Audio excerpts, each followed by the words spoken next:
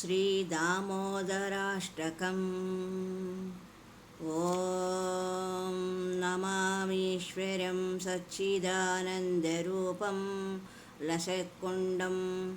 लसत्कुण्डलं गोकुले विराजमानं यशोधाव्योलोकलाधावमानं परामृष्टमत्यं ततो धृत्य गोप्याम्।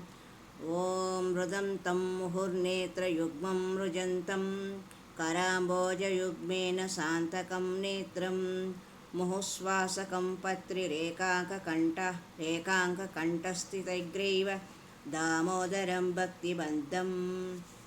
ॐ इति दृक्स्वालीलाभिरानन्दकुण्डे स्वघोषं निमज्जन्त आख्यापयन्तं तदीयोषिताग्नेषु भक्तेर्जितत्वं पुनः प्रेमतत्त्वं सतावृत्तिं वन्दे।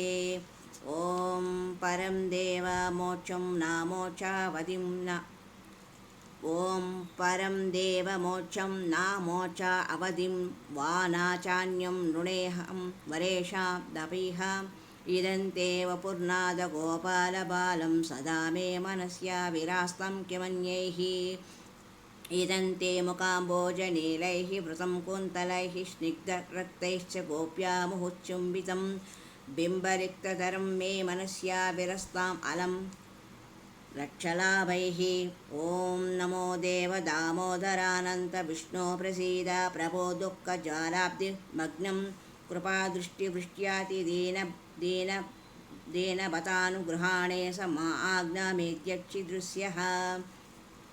ॐ कुबेरात्माजौ बद्धमूर्तैव यद्यत् त्वया मोचिता भक्तिभुजौ कृतौ च तदा प्रेमभक्तिं श्वकं मे प्रयच्छि न मोक्षे ग्रहोऽस्ति दामोदरैः।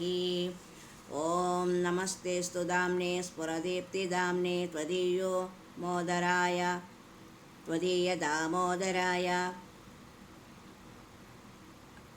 त्वदीयोदराय दविश्वस्वदाम्ने नमो राधिकायै त्वदीयप्रियायै नमोऽनन्तलीलाय देवाय तुभ्यं नमो दामोदर नमोऽस्तु ते।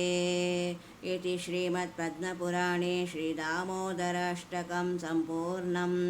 यदक्षरं पदभ्रष्टं मात्राहीनं तु यद्भवेत् तत्सर्वं क्षम्यतां देवा दामोदर नमोऽस्तु ते। ॐ हरे राम राम राम हरे हरे, हरे कृष्ण कृष्ण कृष्ण हरे हरे।